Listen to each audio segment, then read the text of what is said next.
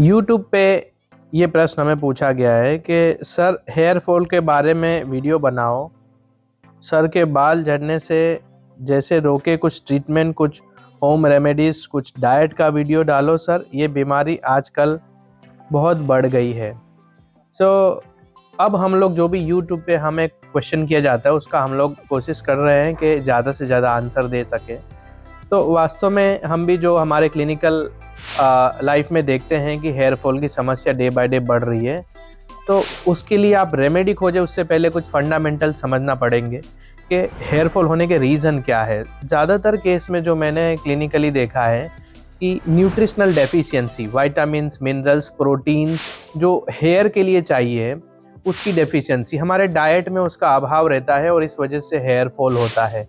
अब ऐसे केस के अंदर आपको आपका डाइट की क्वालिटी इम्प्रूव करनी पड़ेगी। आपको हाई प्रोटीन डाइट जिसमें विटामिन्स, मिनरल्स, एक कंप्लीट डाइट लेना शुरू करना पड़ेगा। अगर आप ये नहीं कर रहे हैं तो इसको शुरू करिए। Second, stress level. जो मॉडर्न टाइम है, लोगों के पास समय कम है, अपने आप को वक्त नहीं दे पाते हैं, हमेशा तनाव वाली ज़िंदगी, स्ट्रेस में रहते हैं, और ये एक स्ट्रेसफुल लाइफ भी एक रीज़न है जहाँ पे लोगों को हेयर फॉल देखने को मिलता है। एडल्ट में नींद पूरी नहीं लेना, नींद की कमी, लेट रात तक जगना और प्रॉपर नींद नहीं लेना। नींद भी एक हीलिंग का काम करता है, अपने आप में एक मेडिसिन है स्लीप। उसके अभाव से भी कुछ लोगों में हेयर फॉल होता है। कुछ जेनेटिक फैक्टर होते हैं जहाँ पे जीन्स रिस्पॉन्सिबल है, पेरेंट्स को है तो बच्चों में भी वो देखने को मिलता है।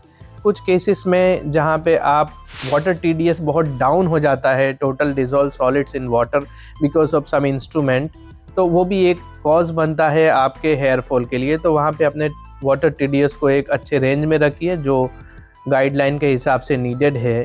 तो ये कुछ फंडामेंटल कॉज है। अगर आपके लाइफ में इसमें से कुछ चीज़ आ रहा है तो सबसे पहले तो उसको आप करेक्ट करिए। कुछ केसेस के अंदर मेडिकल इलनेस, क्रॉनिक डिजीज़ या फिर कुछ ऐसे डेंजरस डिजीज़ या लाइफ थ्रेटनिंग डिजीज़ के लिए जो ड्रग्स दी जाती है वो भी रिस्पॉन्सिबल होता है हेयर फॉल के लिए। तो अगर आप पूरी चीज़ को समझते हैं तो उसको मैनेज करना इजी हो जाता है। पहले तो आपको पॉजिटिव फैक्टर्स उसके दूर करने होंगे या उसको कवर करने रहेंगे। साथ साथ में आपको प्रॉपर आप होम्योपैथिक मेडिसिन लेते हैं तो आप अपने हेयर फॉल को काफ़ी रोक सकते हैं। और यदि आपकी उम्र छोटी है, लाइक 25 साल, 30 साल, 35 साल, तो हेयर ग्रोथ भी पॉसिबल है, लेकिन एक एज के बाद हेयर ग्रोथ होना थोड़ा कम चांस रहता है। हेयर फॉल को रोका जा सकता है। एक होलिस्टिक अप्रोच आपको अपनाना पड़ेगा। और रेमेडी हम इस तरह से वीडियो में आपको 2-4 नहीं बता सकते क्योंकि होम्योपैथी का फंडामेंटल ये individualisation and holism.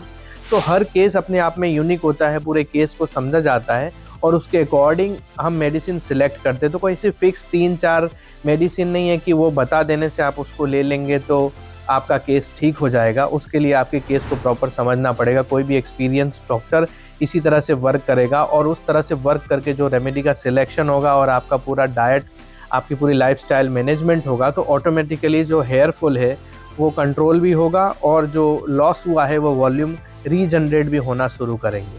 Thank you. Rakesh Kumar ji ने यूट्यूब पे ये क्वेश्चन किया है, वो ओपन आफ्टर एएनपी वाले पेशेंट को क्या सावधानी बरतनी चाहिए, क्या करा जाए जिससे रिकवरी फास्ट हो जाए।